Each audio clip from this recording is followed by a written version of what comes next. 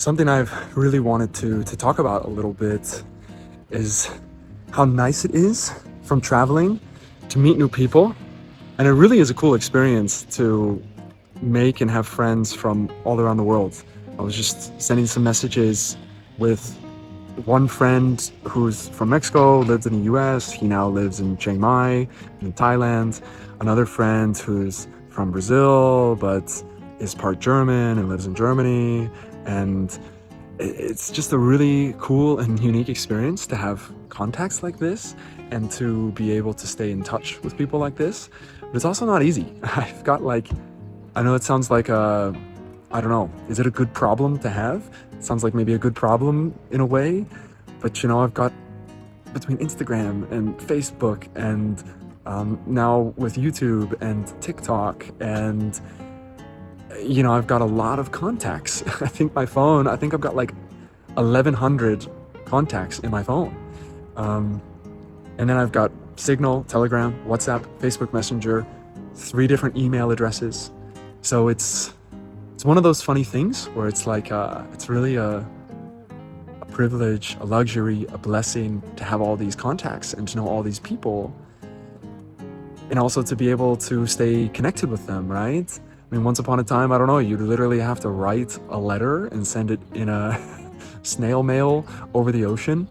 I don't know, I remember reading a few autobiographies from people from the 1700s and from Benjamin Franklin and the American Revolution in this time frame. And, he would correspond with people in France and in England from the time.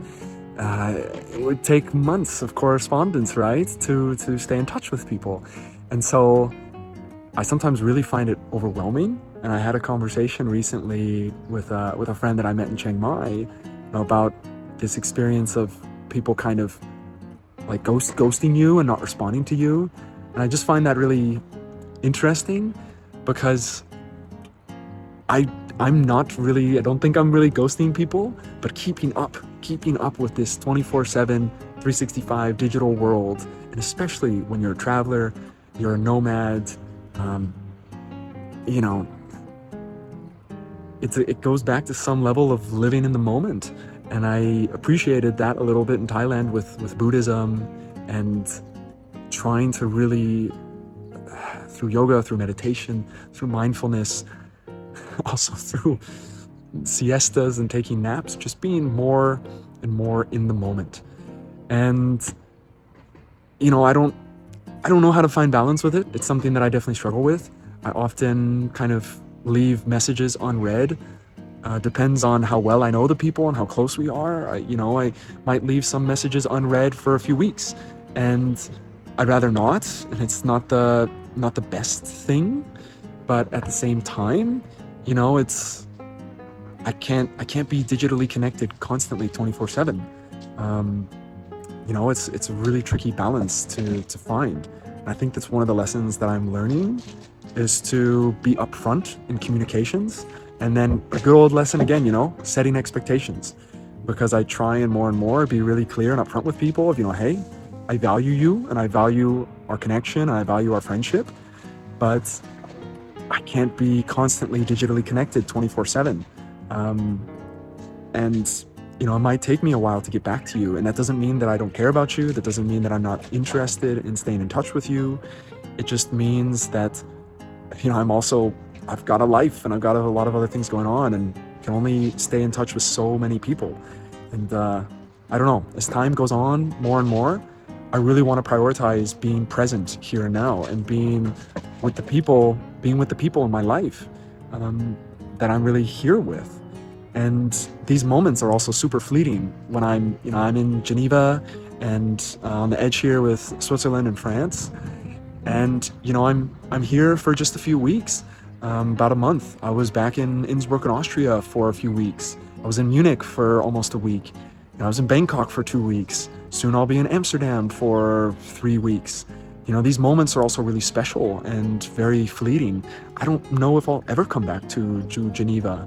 And so, even more so, I want to prioritize this moment here and now. And so it's just a funny, interesting paradox when you're a nomad, a backpacker, a traveler. expats, you meet a lot of people, and it's really wonderful. It truly is really such a gift, such a blessing, and really a fortune and a privilege to meet so many people from different countries and different places and connect with them. But yeah, it sounds like such a silly sort of first world problem to have, but it really is overwhelming and exhausting. I've talked about this with other people and they experience it too.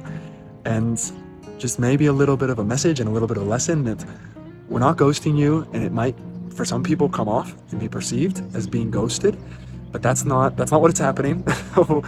What's happening is we live in this 24/7 21st century digital world, but we're human beings that have limited time and energy, especially to stare at these devices. So I don't know, if you're someone that's maybe waiting for a response from me, I'm sorry, but I hope you understand. I hope you understand where I'm coming from, and the best is hopefully when we get to see each other again soon. So take care and be well until then.